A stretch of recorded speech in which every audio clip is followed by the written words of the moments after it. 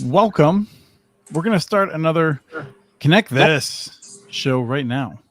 And this is going to be an exciting one. We're going to be talking about local, cool, grassroots, bottom-up projects. What do you do when no one wants to write you a check for $10 million to get started? And we're going to be talking about that today with Deborah Simpier, who is the CEO and co-founder of Althea. Welcome back to one of my many shows, Deb. Thank you so much for having me. Always honored to be a part. Yeah, you've been around pretty much every show that I've been. I feel like you've made an entrance on, so I'm really excited. And been around for a while. Well, you've also you're doing the most interesting work of a lot of people in this space. You and I just worked together on actually I say you and I, but really it was Henry who's running the show behind the scenes here, and Marin, my staff, who helped to make some really great videos on building 2.5 gigahertz wireless networks in tribal country. So that's something people can dig into if they wish.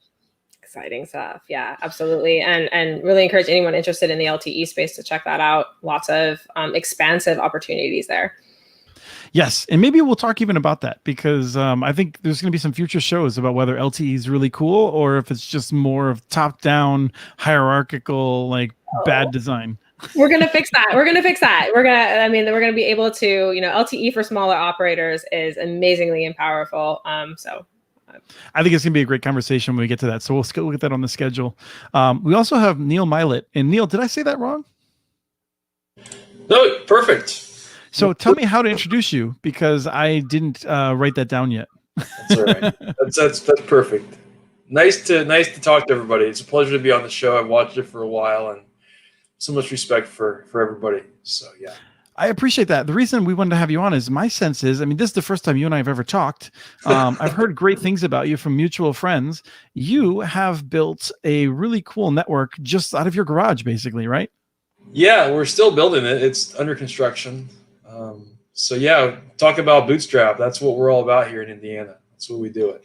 So. Yeah, so we're gonna talk about that. Your LinkedIn profile claims you're an inventor, so we're gonna find out more about that. And then our normal co-host Travis Carter is back. Travis is normally kind of the mom and pop ISP, providing that perspective.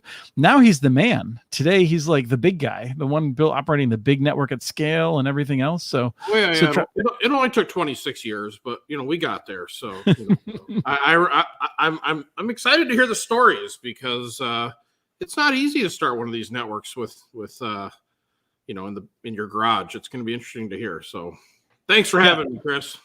I'm excited because you'll definitely be asking much better questions than me in terms of the different challenges of getting started up.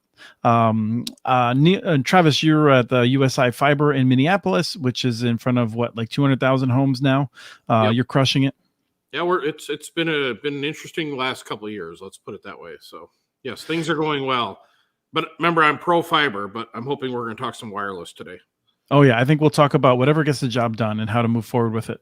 And I'm Chris Mitchell at the Institute for Local Self-Reliance. I run the Community Broadband Networks program, and pretty much anything that I can do to keep a microphone in my face is what I do. And so we'll be, for the next 55 minutes or so, maybe an hour and 10 if we're lucky, we will be talking about this stuff. But please drop questions in. I don't exactly know how you drop questions in on Twitter, but on most of the interfaces that you can find us on, you can ask a question, and then we will force our guests to give it some kind of consideration, most likely. So please ask questions. And I think let's start, Neil, by asking you, what was the first thing you did? You're talking about you're building a network, but have you turned on any customers, and how did you get started down this path? Well, thank you for having me again, everyone. It's a privilege to be here. I think what people in rural America want more than anything is opportunity. So that's what inspired me to really start this. During the pandemic, I honestly got bored, and I'm sitting around. My internet's terrible at my house. It works. I'm really fortunate compared to most people, but it's not the best. And I was sitting around, like all of us were, saying, what can I do to make a difference? So I realized that there's, in our village of about 600 people, there was this big old opera house that was just sitting vacant. So I actually bought that, and I said, let's turn this into a tech hub. And as part of that process, let's try to find a way to get fiber to it, to give internet to as many people in the town as we possibly can, especially during the pandemic, right? When, I mean, no matter how hard we worked, we were not going to get this building done, in any short period of time. It's 15,000 square feet, for goodness sake. So, believe me, I know what you're talking about. I have a 7x7 bathroom that I can't finish. So it's all relative, man. It's all relative. But really, that was the kind of the inspiration for me. And as I was redoing this building, or starting the process of doing it myself, all the kids in the neighborhood would come by and they said, we wanted this opportunity. We wanted to make a difference in the world, but we need technology. We need access to do it. And that's what's kind of driven me the last 12, 18 months to try to do something special, something unique. It's much different than what Deborah and Travis are doing. My long-term aspirations is not to build an ISP, but a new model for how ISPs can be a nonprofit entity that serves the need of startups and entrepreneurs in rural America, but also in step with that, providing internet to the people who are surrounding the premise of such an institution. So okay, so you bought an opera house, and then you're trying to figure out how to get fiber to it. That's right. What does that look like? Well, you make a lot of phone calls. That's the first thing you do, and you get a lot of no's. I don't know what Travis and Deborah's stories are. I'm really looking forward to hearing them. But obviously, when you're a farmer, you got to work a little harder. And that's what I think, that's what makes me so passionate about this, is I love the competitive nature of building something from the ground up, because, there's only one way it can go, and that's in the forward direction, right? So eventually we got the contract with IFN, which is now Zayo. Got a good deal struck with them. I think they see the vision, so I'm thankful for the partnership that they've given us. It's not free, but it's pretty darn good. And then we waited, right? So right now there's a big backlog, and thankfully I started the process. I kind of saw the pandemic coming and what the implications were going to be. So I tried to get the contract signed as soon as possible, and they were really responsive in getting that fiber run. It wasn't that far, only about maybe 300-400 yards is all they had to go. But it took some work. So I think partnerships is the key to doing anything. And with this, I'm so thankful for all they've done. So Deb, I think this is a good moment then to note that in one of the things Neil could have done while he was working with IFN would have been to call you to say, hey, I hear that you try to help out people like me. What do you do? Yeah, a lot of Neil's story definitely resonated with me. Althea is a platform for distributed and community networks that really started with a similar type of story, right? You have a rural area. How do you utilize and leverage real estate and assets that you have within a community? And then, that's kind of where we started. And a lot of what we've been developing over the last couple of years is support for folks like Neil. One of the things we realized was when we first started, it was a little bit more like a franchise. People were kind of on their own to build their own networks. And that wasn't super successful. People really struggled with the planning, difficulty in getting the backhaul, or they'd get backhaul that was overpriced because there's a bargaining process. So what we've been building over the last, I would say probably year and a half or so, is more of what does the network operations center that supports folks looks like, right? Like what is that, planning component, perhaps even installation and advertising and all those, support. It's a bit like it's much easier to, drive a car for Uber than it is necessarily to do the lift of running a taxi company, right? So we wanted to find a good balance between local governance and support, and then having that, sort of nationwide support. It also helps when we can broker, one deal with a larger tower co company, or, provide that insurance layer or whatever that is that can come in and support smaller operators while still allowing them to have that governance and autonomy. but not have to reinvent the wheel every single time. I mean, we've all been through that first year of making mistakes and doing things wrong, and said the words, "We're never doing that again." So if we can spare folks from those moments, all the better. That's what you three have. I mean, my big problems were generally like trying to figure out inputs and outputs from a soundboard. So slightly different challenges. I'm sure that you still had that moment, right? Where you're like, I'm never doing that again. Travis, what questions do you have? Go ahead and start pinging away based on your experience now, 26 years after having gone through this. So Neil, I'm struck with, you guys had an opera house in a 600-person town. That's kind of cool. Well, it's debunked. It's like, so in 1947 they turned it into a grain storage facility. Okay. So they totally ruined it. Yeah, I've been working in there for about 2 years of my spare time, and I've got 5 guys working there full time now. So wow, it's a pretty big project. So is your vision then? So you've got fiber into the opera house. Yep. And then is your vision then to continue deploying fiber in your community? Is your vision to do a wireless deployment? What are you thinking? Yeah, so we're kind of geared up to do both. So I partner with Radwin. I actually reached out to Radwin's CEO and said, "Hey, I've got this project I'm doing." And he actually responded within 5 minutes. So hats off to him.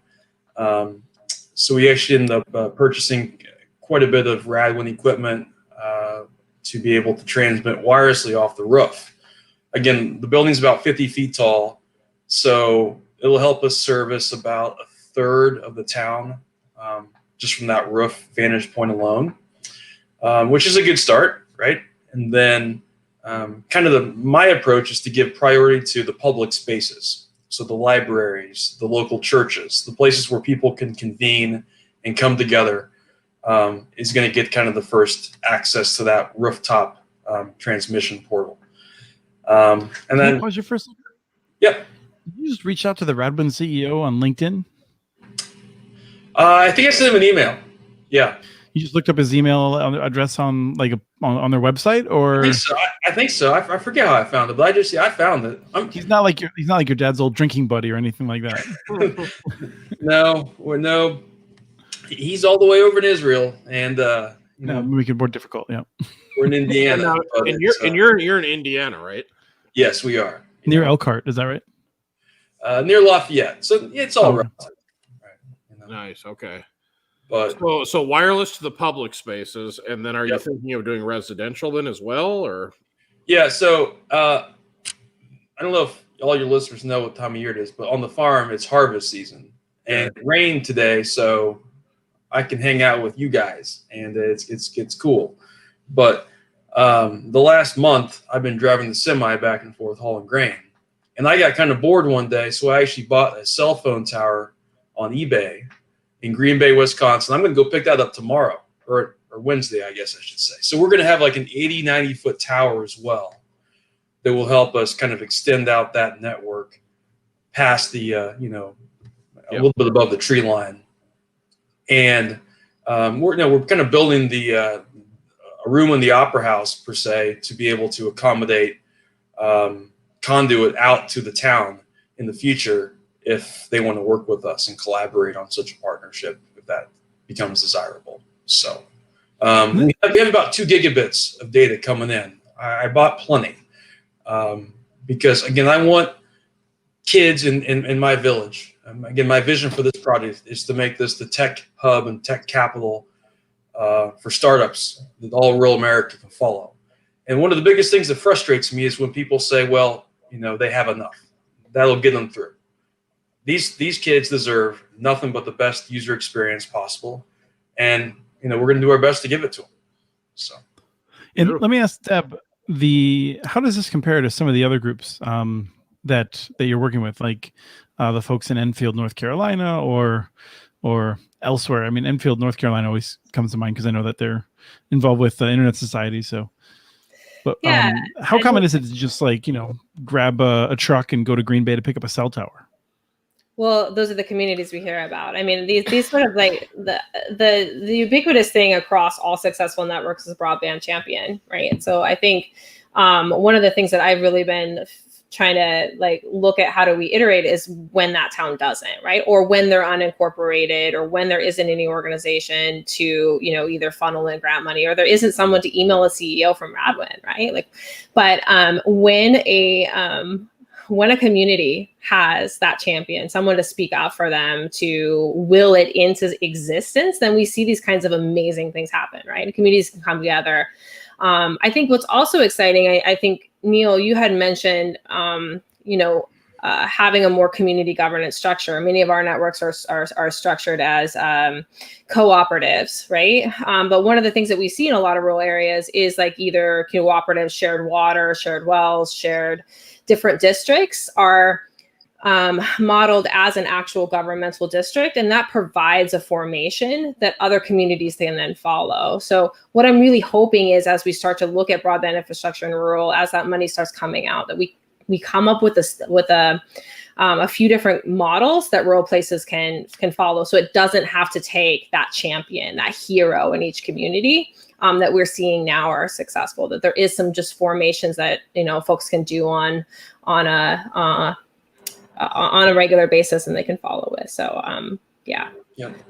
Agreed. 100%. There's a question in the chat about the Radwin gear. So let's talk about that for a second.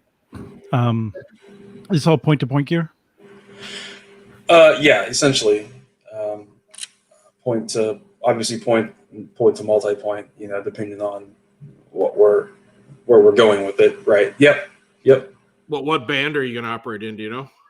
5.8. Okay. Yeah, we just got the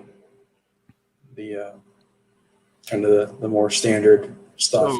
Although near line of sight, then. Yep. Yeah. Although, you know, again, since I'm doing this as a nonprofit and setting this up kind of as an incubator, we're going to be receiving some of their newer equipment as it becomes available, and testing it and demonstrating it and letting the kids actually get their hands on it and understand how it works. So there will be an educational component as well long term, and that may lead to more adoption based on what the customers want. Are you a technology guy, Neil, or not? Kind of. I like the or not part of that. Like, it's really confrontational. I find it fascinating that, you know, he's just doing it. You know how many people talk about doing it, and you're just doing it. So I was really fortunate at Purdue. I got to help out the head football coach as his manager for 4 years. And so I really applied the same mentality that the sports teams did to just execution. You know, everybody can talk a big talk, but when it comes down to play that game, I mean, talk means nothing, right? So, I'm into technology. I've always been passionate about it. Our farm's put out around 40 or 50 global patents over the last 20-ish years. Only 7 of those are mine. Only. I like that modesty. Well, so, you know, we invented a big combine. It's called the Tribine. It's really carbon focused because we can actually plant a cover crop as we're harvesting the crop that's standing in the field per se. It was really cool. I got to speak with Bernie Sanders a few weeks ago, back in August. He invited me to speak with him at Purdue and talk about some of the things I'm doing with my projects. We've had Mike Pence visit our farm once or twice. So I tell people, you know, technology is great, agriculture is great, but just being able to have conversations and understand that, hey, we all got to work together, right, to get anything done. But if you are willing to do that, it's crazy the people who will give you a chance to share what you're working on, and they'll listen. So I've been really blessed to have that opportunity. And again, from my point of view, it's the kids and the families in these small towns.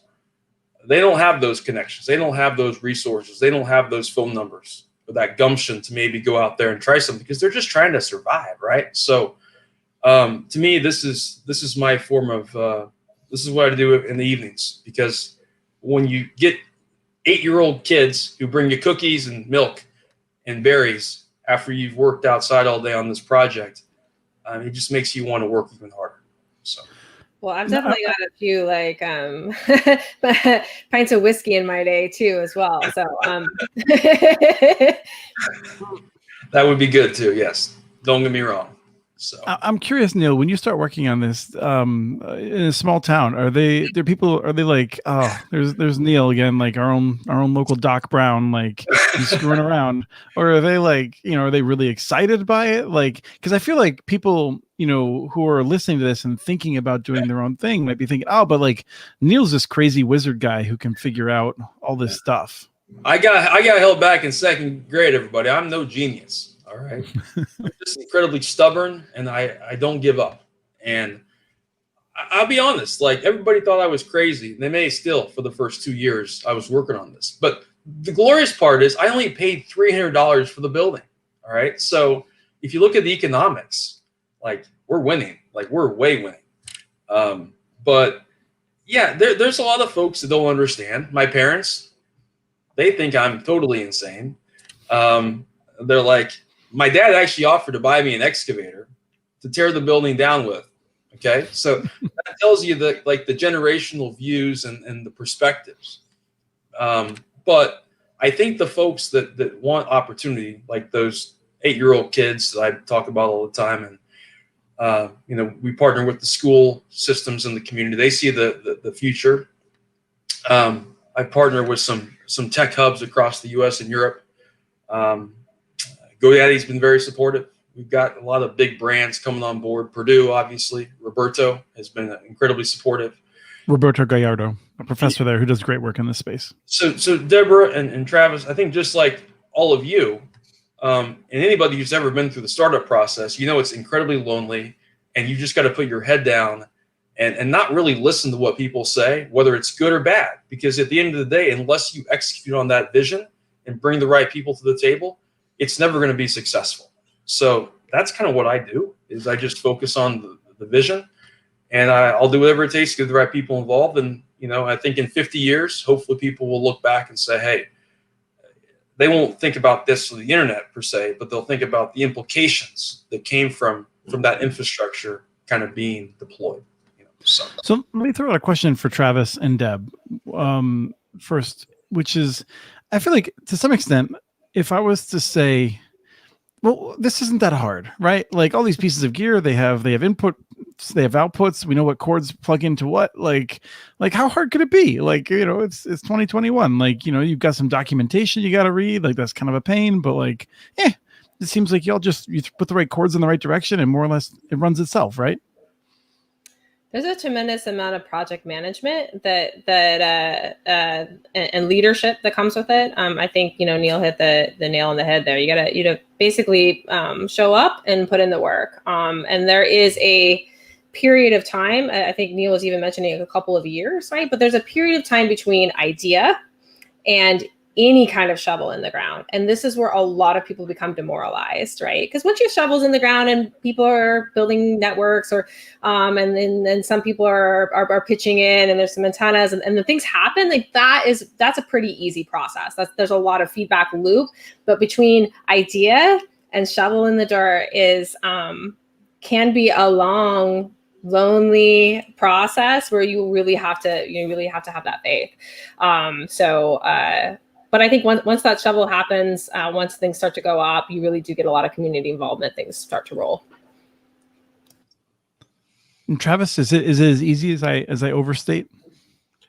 Well, Chris, I'm just trying to figure out how I get to come out and drive Neil's combine. That's what I'm trying to figure out. Tribine, that's I've heard that my folks my partners from Illinois say that nobody can be unhappy driving a combine. Like this is how fun would that be? Oh, schlepping one of these networks together.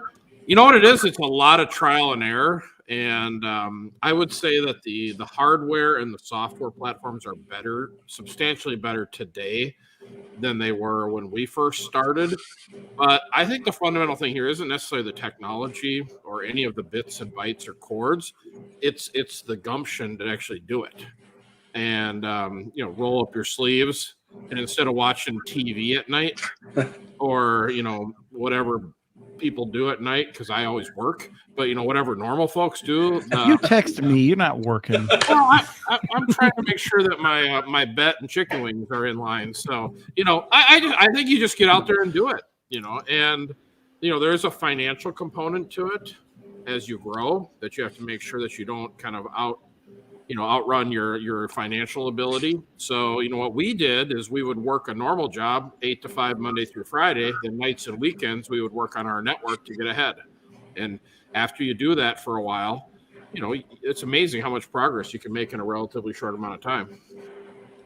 Neil, sorry, go ahead, Deb.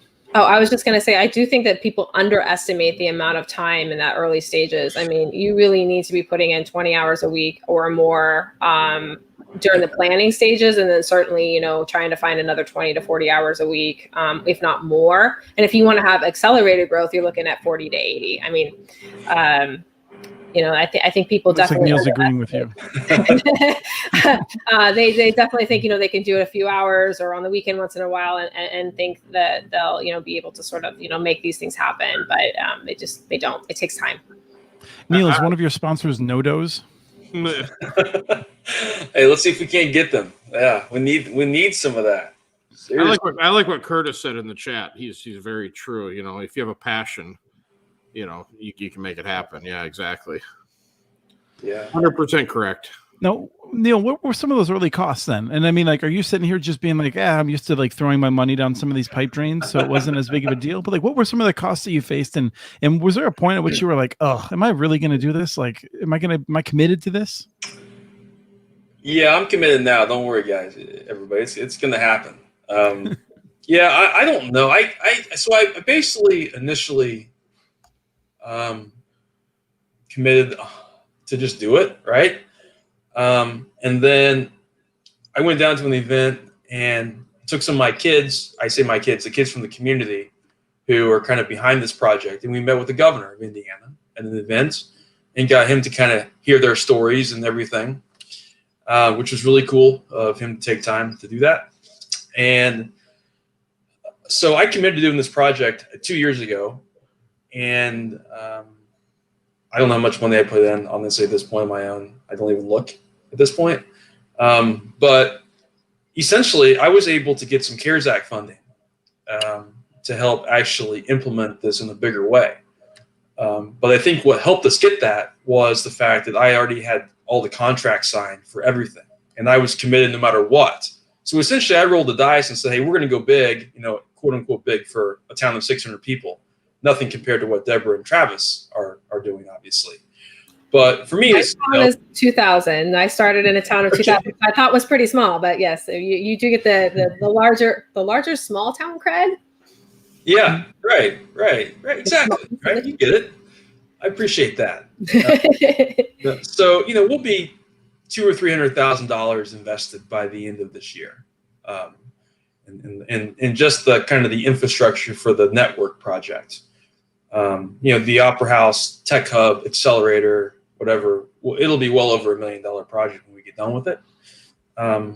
So if anybody wants to give some money, I'm happy to take it. Did you order 4 radios from Radwin on your credit card and get some miles for it, or how did that work? I wish I could do that. No, that was with checks. And so I actually ordered 60 radios, 60 home radios, and I ordered maybe 5 or 10 high capacity ones. So in that 200 to 400 megabit range, when it boils down to actually, what it's going to do in real life. So we have quite a bit of equipment to get started, and that's good. So. And have you been able to turn anyone on then? Yeah, so I've got 5 or 10 people turned on so far. It's really funny. So there's the Opera House, and right next to it's another building that touches it. And there are a couple kids that live in there with their dad. And one of the kids is a boy. He's, I think, 7th, 8th grade. And he's into gaming. And the first couple of weeks before we had anybody else turned on, I basically just ran a fiber optic line straight to his computer. And he literally had 800 to 900 megabyte connection. And he literally brought all of his friends over and was bragging about how, hey, I've got this great connection. To me, that's the most meaningful moment, right? Because you're that first customer with any project or any startup. Customer experience is paramount to keeping that momentum going. And I feel like we accomplished that with him in a pretty big way. So that was special. All right, and then real quick. That reminds me, I feel like we were in the streets of like Medellin, Colombia, and we built a little network there, and the kids were running up with their YouTube streams on their phone. It's like that's the speed test in the world, is like, let me show you how fast I can stream a YouTube video or play a game. Yeah, Deb's all like, my town has 2,000 people, but I operate on 3 continents. Is it 3 or is it 4 or 5 now, Deb? Just the 3, yeah. Just the 3. Just the 3. Oh, Puerto Rico, where we should be rolling out with in about a month or 2. So, does that count as a separate place? Continent? I think there have to be a lot of volcanic activity before it's considered a continent. All right, fine. We have a great question from Rye. Rye ordinarily is behind the scenes helping to orchestrate this, but he's joining us today as a civilian, and he's asking. You mentioned the CARES Act funding. Are you getting some support from local government? Yeah, I mean, obviously everybody's supportive. Okay, but just like anything else, there's support, and then there's them giving you a check to actually grow it and scale it, right? So everybody like loves to come and see the progress and be part of it. But maybe that's my fault. I haven't really asked for money. I think being an entrepreneur and a farmer, I'm like the last person to ask anybody for money. Like, if you want to help me, okay, great, write me a check. But I'm not going to come out there and beg for money. We'll just do it ourselves if we have to, right? So, yes, everybody's been very supportive. And I think that as we grow and show some progress, there will be opportunities for more kind of collaborative partnerships to develop and evolve.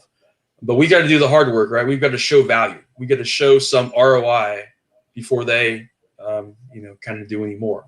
So I think they've been incredibly kind and understanding, and they've honestly kind of given me the latitude just to do what I want to do in respect to building this out the way kind of we see the most productive. So I'm thankful for everybody who's lives in our community, because end of the day, it takes everybody working together.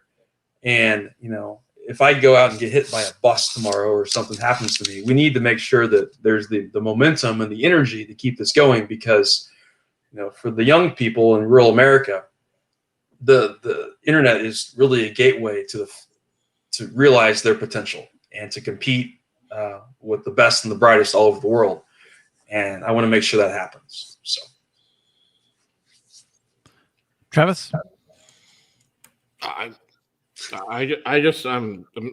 finally happy to meet a couple of people that are actually doing it instead of talking about it. So that's all. I just can't stop thinking about that.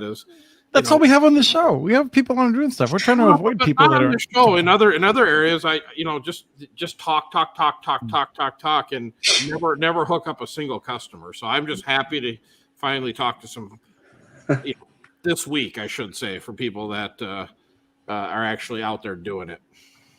My just to echo Neil's kind of statement too is that I don't think that government support should be a contingency or a dependency to build out. Typically, they'll come on board after you start building out. We also, I think that rural areas are uniquely suited for community networks. Farmers know how to allocate resources and CapEx to build things. We understand cooperatives and working together. There is no, usually there isn't any of those sort of benevolent other force.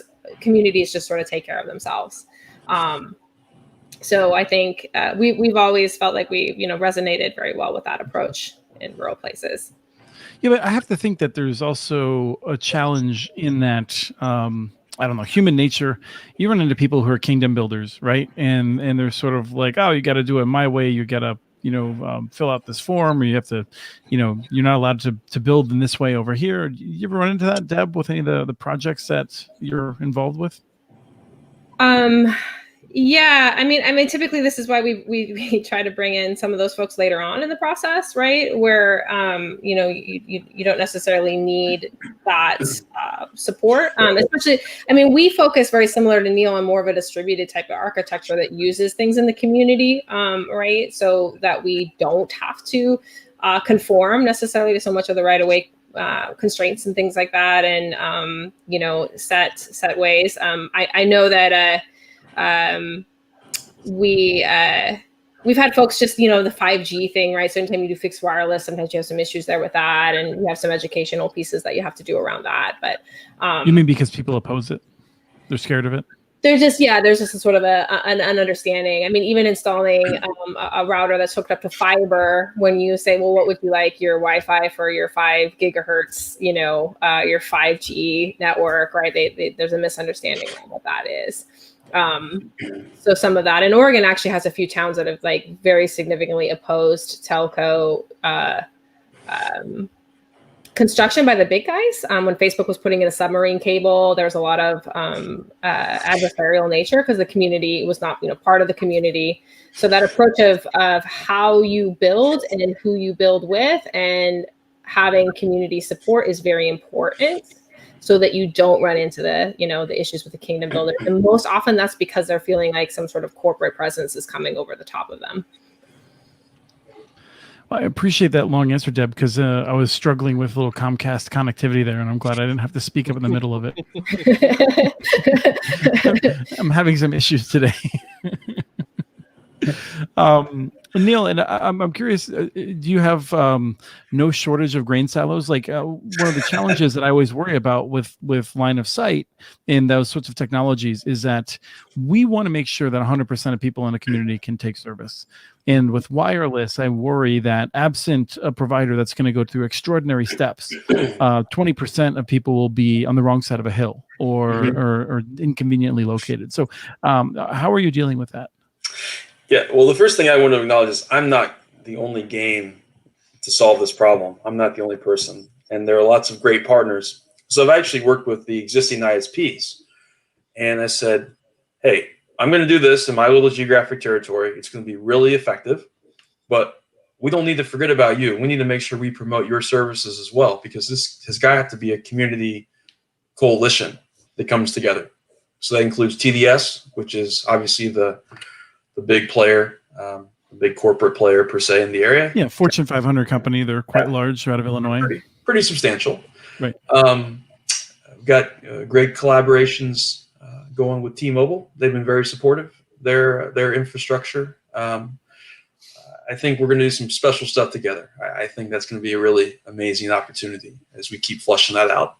And then there's some existing, WISPs in the vicinity. 2 or 3 that have been around for 10, 15 years. So yeah, we're going to try to say, hey, let's form a coalition where we can help people, first of all, understand what the service offerings are where they live, and strategically grow out those offerings to maximize their experience as we progress with this. So, one of the reasons I'm putting the tower up is to be able to hit grain legs and silos and elevators, to be able to extend that network out past, just the building per se. And then another program I'm going to be announcing in probably January or February is I'll actually purchase TV towers for some people within the town of Camden to be able to, again, bounce that signal more effectively, off my building or my tower to dead spots in that town, And the thought process that I have is, as we help fill these voids, we may not necessarily gain 1,000 customers, but we're going to hopefully improve the data experience for those customers on those existing service providers as well, because we're going to free up resources, right? We're going to free up some of that bandwidth, and hopefully they won't have to stretch it, razor thin. You just say these things so matter-of-factly. Like, I just call the people that own the TV towers and things like that. I'm just, like, when I drive by the TV towers, it doesn't have a sign that says, do you want to put your, if you lived here, you'd be home by now. Here, call this number. Like, how do you figure out who to contact in those situations? I mean, I think, again, that's just, so when I graduated from Purdue, all right, I rented an apartment on the campus and filled with whiteboards, and I went out and found 20 interns. So I just put up signs, right? So, hey, free pizza, free beer, if you're over 21, of course, right? But yes, definitely. That's how it works on Big Ten campuses. Yeah. Boiler up, right? That's what we say at Purdue. But you just kind of get used to people telling, how to work with people, right? And again, you make a value proposition where it helps them, it helps the community.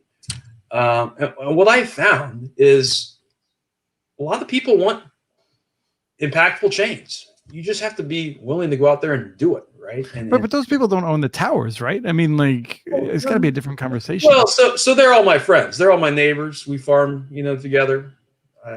We all hang out and usually get along pretty well. So they want internet too. They want a good experience. Many of their kids are 20 or 30 years old as well, and coming back to the farm, and they have maybe side jobs or they have other aspirations besides just farming. So they want to be able to watch movies at night and be part of society. So everybody wants it. And I think, again, when you're kind of one of the people, per se, one of them, you're not some corporate person coming in. I think there's a level of trust and there's a level of expectation that you're going to truly follow through and make it worth their while. So they'll give you that chance, which that's awesome. So. A county commissioner in a big hat once told me there are two types of folks: those that are from here and those that ain't. And I think this is actually true in urban areas too, right? So if you are part and working with the community, there's a different response that you're going to get than if you are from outside. Yep, exactly. So, I can bring the big guys in. I have a lot of my friends work at big tech companies. I won't name them, but the ones in the news right now for so many different reasons, right? And I think, again, being a kind of a mediator, both on the political front and the business front, is so hard to do in some senses. And it's hard for people to be able to synthesize everything because we're being thrown so much stuff right now on all across the spectrum, right? So, I guess I'm lucky. I have a lot of really cool friends who care about my projects and my vision.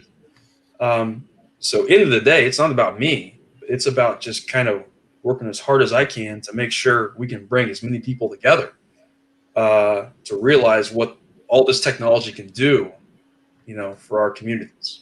So go ahead, Deb. I have a really quick statement I want to say because I've talked to thousands of people who want to do exactly what Neil does, but maybe don't have Neil's skill set. So what I often find is actually, Neil's kind of this amazing combination of both technical prowess and also social skills. But oftentimes dynamic duos work very well. Because we have a lot of folks come to Althea saying like, look, how do we build a community network? How do we get this started? We really want this for our community, but don't have one or the other. If you're listening to this and you're inspired by Neil, but maybe you're a little heavily weighted, I would definitely encourage find your Neil. Yes, find a partner in crime, right? Like, yep.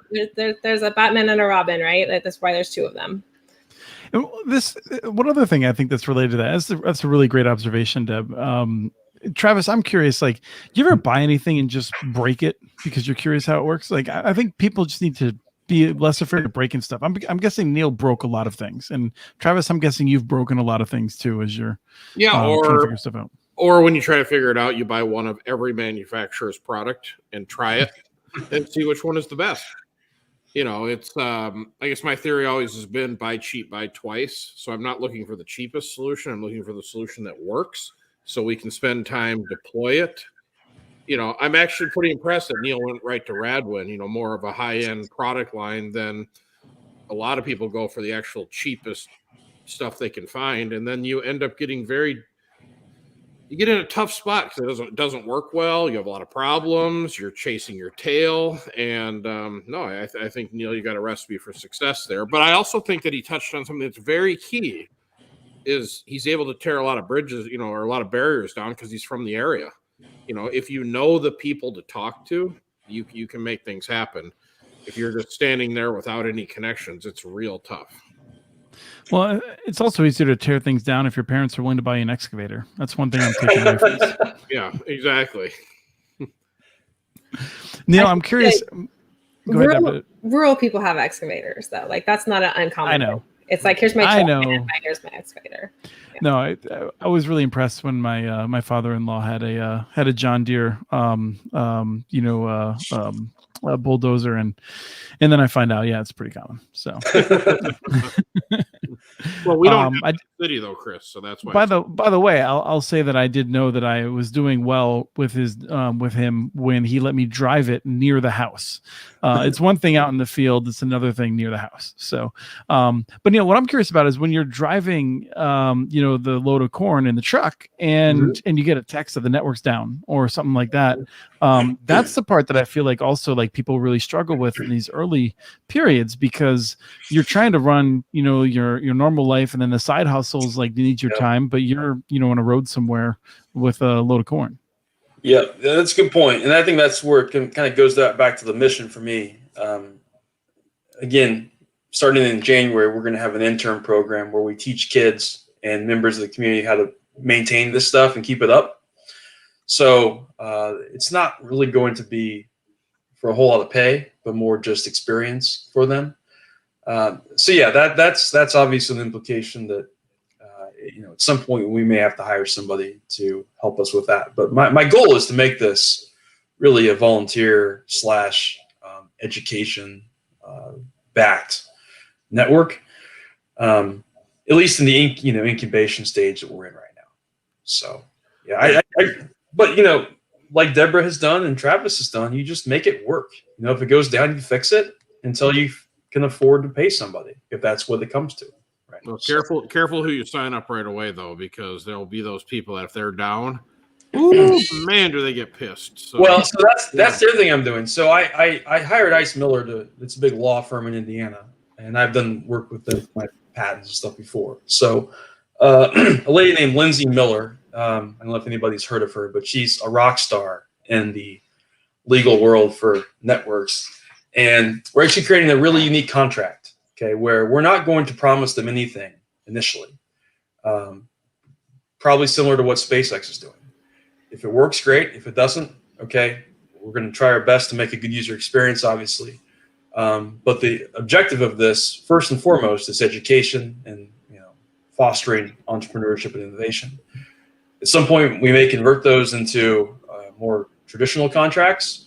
But I think, Travis, that's a great point, and that's something I've really been keen on. Is we've got to make sure we protect ourselves from a legal point of view, all while showing that we have empathy and care for the customer. Right? It's not like we don't care about them, but making it very clear what the objectives are for the first 6 or 12 months. Yep. I feel like Travis's point is maybe more about the conversation before the contract is signed, even, because it's one thing to give people a contract. It's another thing for them to understand, like that's where the work comes in, I think. Yep. No. If they understand that this is the way you're structuring it's one thing, but if it's commercial service and they're paying money, each month for a certain SLA. Yeah, you got. I'm telling you. But when we started 26 years ago, internet was a nicety. But people at that time, if the internet was down, they knew how to go outside or read a book or do something else. Society, we've lost that now. I mean, if we have customers where if we lose a ping, it's like the end of the world. So I'm just letting you know that it's it will come on very quickly when there's issues, and they'll forget the contract all of a sudden. Yeah. So I feel like we kind of had an interesting way of tackling that challenge in one of our first networks. We did that member-owned cooperative, and we really structured it as a rights and responsibilities contract. There's even a part of the membership that really talks about being nice and respectful. We actually, precluded someone from being part of our network because they use swear words and things like that. They were disrespectful to our other members. So we really made it very clear that you are a member. You have these rights of this awesome internet, but you have a responsibility to treat everyone respectfully, realize everybody's doing the best job that we did. So that's kind of how we looked at tackling that challenge of, starting up in an area, maybe you don't have quite the right amount of staff or whatever. And we really just needed a membership. Yeah, no, I love that. I love that so much. You have to be nice contract is what we called it. We need to get Chris a community network, it looks like. Oh, did he lock up again? I think so. I love it. let me get a screenshot again. No. It's interesting. It'll be interesting as you bring the first set of customers on, and as you bring the next batch on, and the next batch on. If the technology can hold up, if you've got enough redundancy in the network and in the platform, it should be pretty quiet nights. I would challenge you that 5 gigahertz spectrum, though, to see how crowded it is out where you're at. That's always our biggest problem with wireless networks, is everybody's stepping on everybody else, which isn't normally a problem until Sunday and Monday night when everyone's watching, Netflix like crazy. And then all of a sudden, all channels are busy, and then you've got pretty crabby people you're trying to deal with.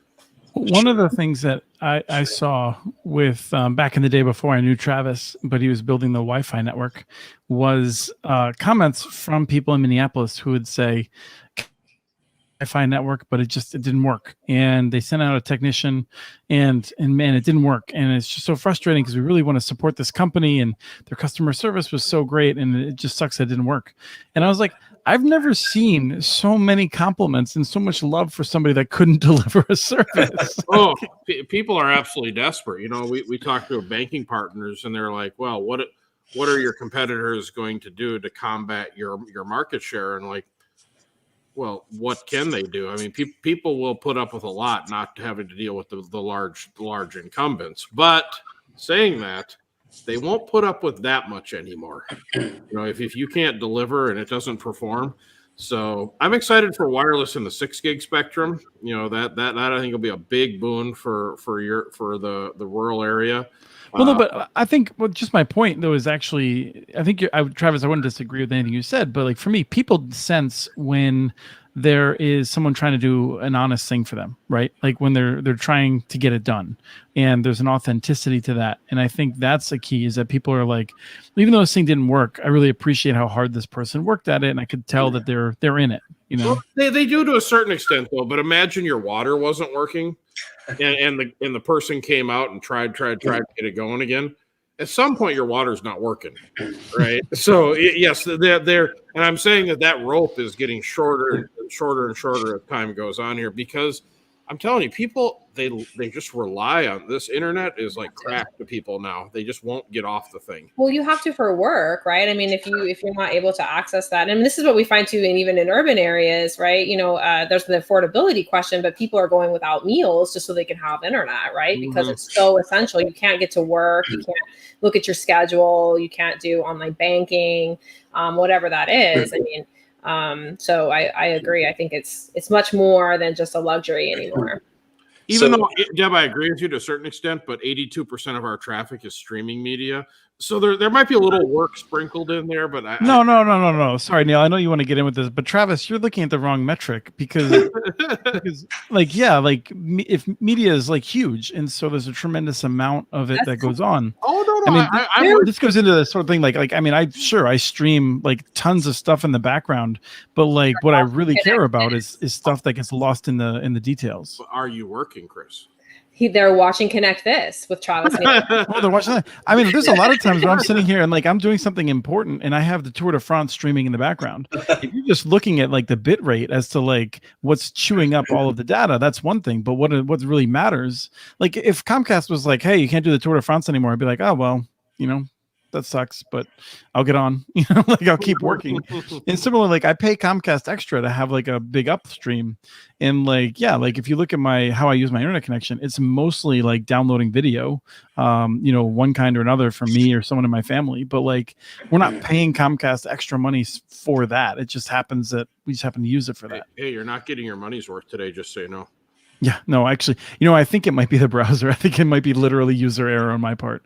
So, Neil, you were going to jump in a minute ago, though. What were you going to say? No, I think the conversation is excellent. You all are veterans, and I feel like I'm in kindergarten again. So, but one of the models I'm looking to deploy in my village, I call the village, is if we can hit your house and you have kids in school, we're not going to charge you for internet. Okay. You'll have to buy the equipment if we don't have enough to give out for free. But we're not going to turn anybody away. And I think that's a really important thing, because one of the biggest challenges I see with the current way things are set up, and you all are much more experienced than I am in that, is there are all these programs, right?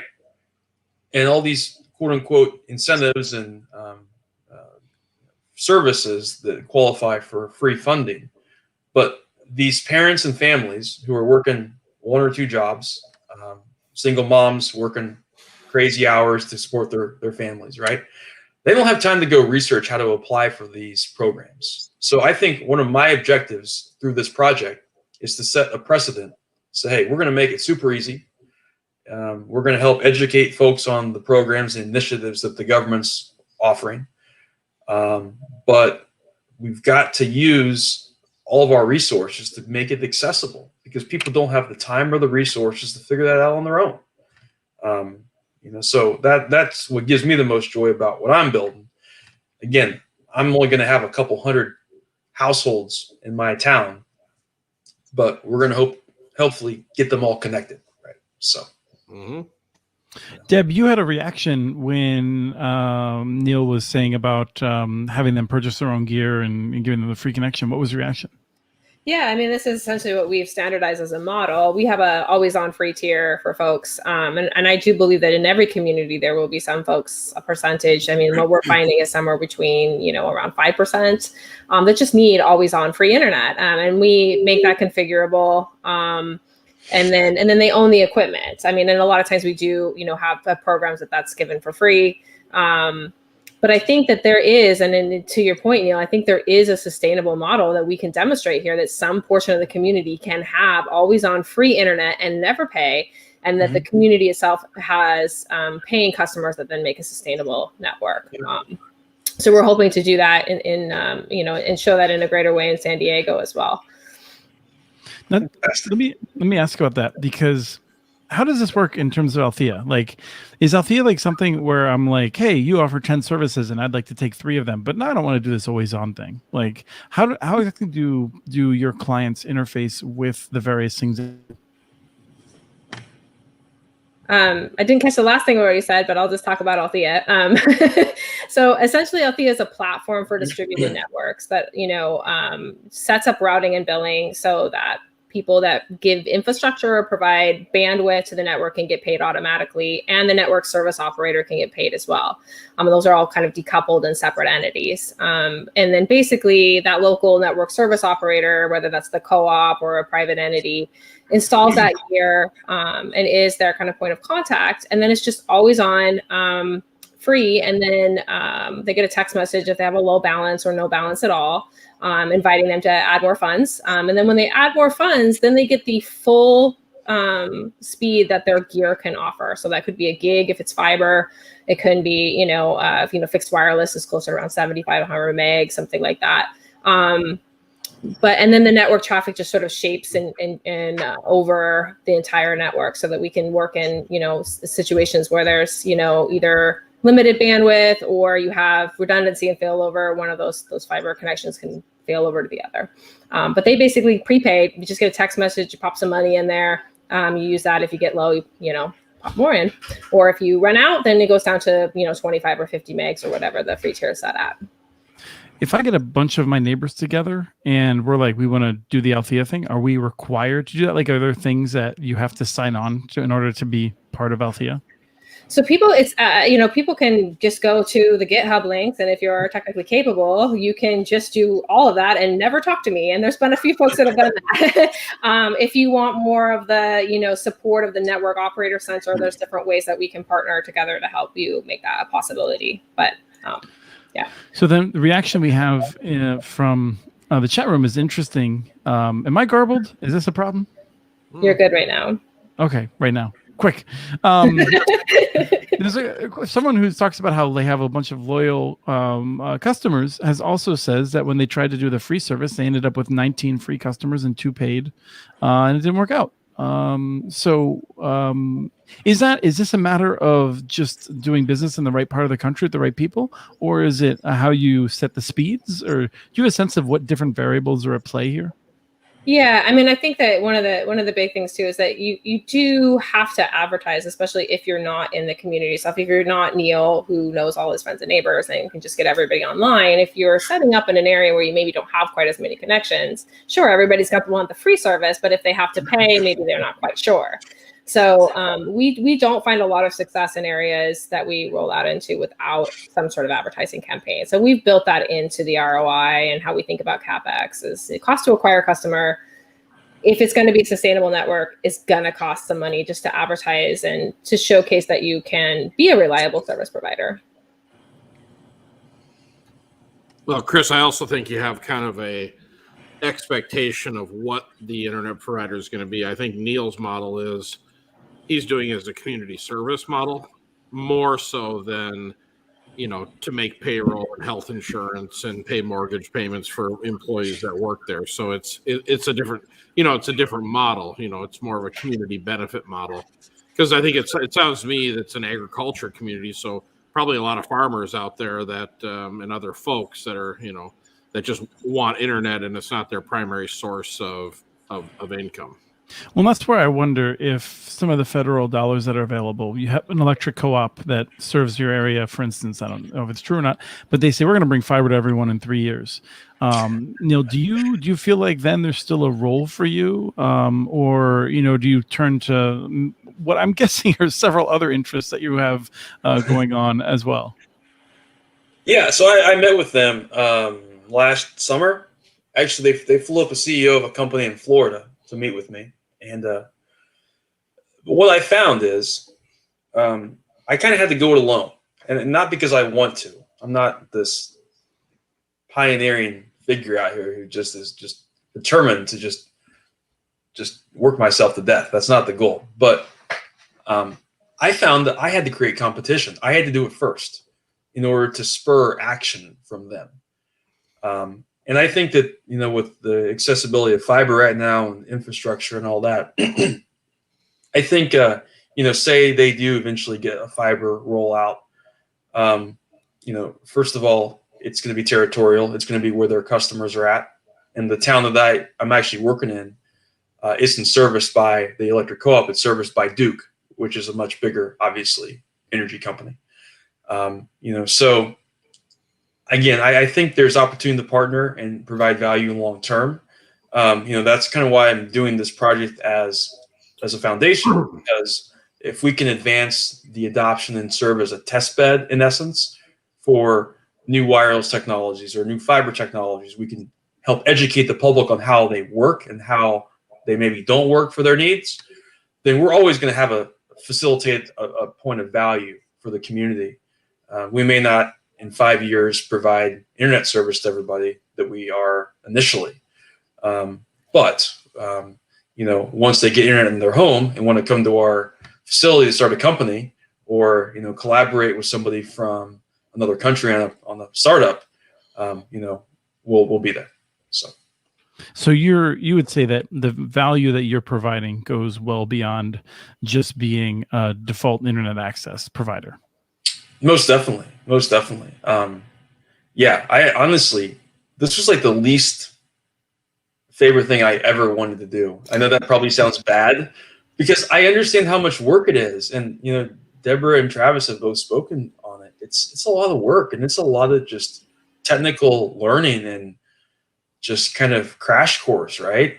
And then, people do rely on it. So they want to make sure it's going to work for their needs.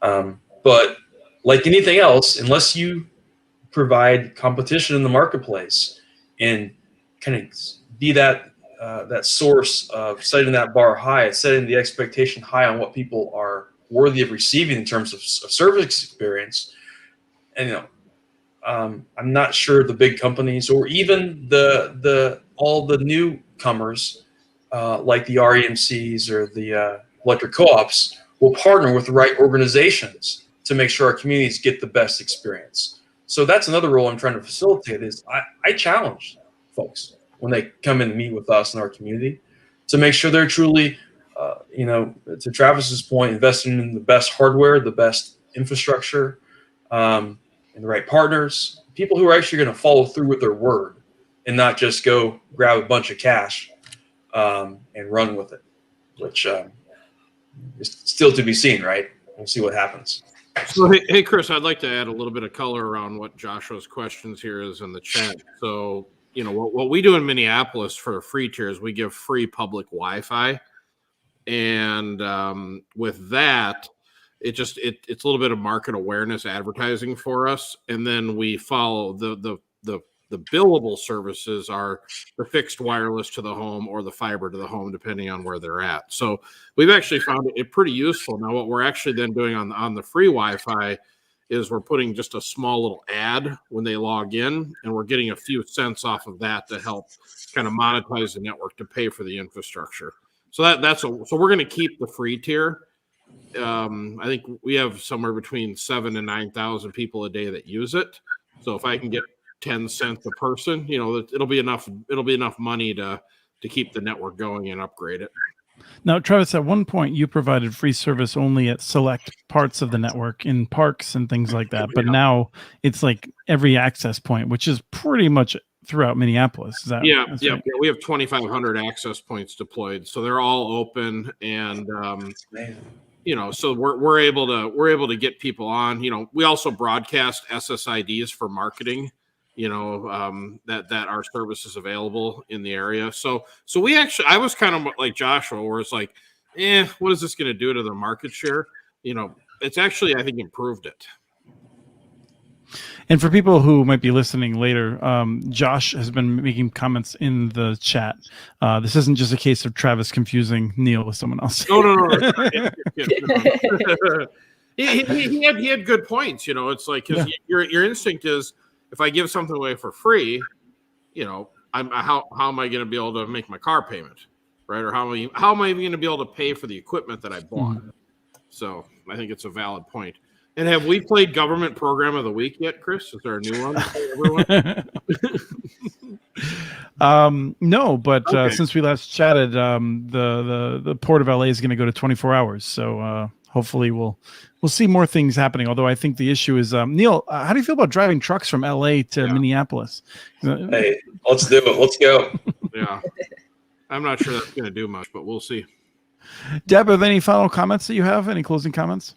I just wanted to maybe kind of loop back to Neil's point about partnerships. And I think, Chris, you were asking about, well, what if, another player wants to come in and operate fiber? And I think, Althea's perspective is that by decoupling that service layer from the infrastructure, we can come up with lots of really new, great models that allow for different types of investment in capital expenditure from, whether it's a utility or a government or a private entity, that then that local provider, whether that's a co-op or that's a private enterprise or whatever, that also can and make money. And this also allows existing providers to open up their market share in more risk-friendly ways too. So I think that's what's really exciting, is if we can find a way to provide infrastructure investment and then have a local service layer, that's where we all kind of win and thrive. And I think that's what Althea is trying to help facilitate happening.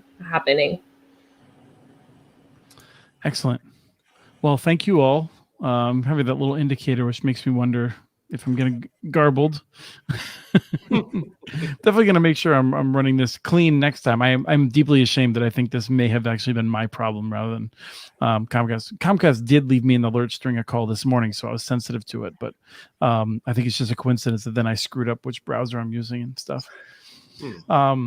Neil, really appreciate your time today. Deb, thank you as well for coming on to provide some of that color and background. And Travis, as always, this is fun. I'm glad that I'm not making any more foolish bets with you that will require me to have to buy you meals in the future. But I think your FCC bet is almost in the bag for me now, right? I mean, it would be remarkable if, in fact, for people who aren't familiar, the FCC has to change the definition of broadband before some date in February, and it looks like it's not going to happen. So So it'll be chicken wings all year for me, free next year. Thank you, Christopher Mitchell. Yeah. Now, did you tell your wife about this bet? I was yeah, worried. No, I think she'll support me because she's foolish enough to still be with me after all these years. Someone who hasn't understood the sunk cost fallacy, I'm glad to say. I just feel foolish in that we haven't gotten together enough this year, Travis. I'm like the only one who seems to be more busy the less I can go outside. So I'm doing something wrong here. You know what? I really enjoyed the conversation today, and I really admire people that actually do stuff. So Deb and Neil, super great to talk to you. So thanks for hanging out with us. And yeah, I mean, just don't be afraid to try it. Yeah, I think that's the thing is that, I mean, like, Deb, we've talked many times, and Neil, we've been talking for no more than an hour, so I feel like I'm an expert on you too. So, but I feel like people who do things often don't see themselves as being particularly special. They're just people who do things. Like, you can choose to go out and be a person who just does things, and it builds on itself. So, for people who are not sure about this, just choose to do something. Do it tomorrow. Yeah. If anyone wants to ever reach out to me, I fail every single day. I mean, a lot. Okay. So don't be ashamed to reach out if you have a question, or if you're going through something it's challenging, you don't know how to find the right team or partners. I'm happy to help out. Failing is learning, right? Yeah, a lot of the things that I do, it's weird because I feel like it's not that hard, but it's not that hard because we've invested the time to figure it out and we failed. Like, that's the thing. A lot of stuff is not that hard. You just have to invest the time to figure it out and fail and get used to that. Yeah, can I say one more thing? Deborah, I've been following you for a while, and you're so inspiring. I mean, you're touching thousands of lives. I mean, how awesome is that? And I think you're just getting started. So I can't wait to keep watching your story evolve. I will continue to fail for all of us. That's a great place to end. So thank you, everyone. It's been another fun episode of Connect This.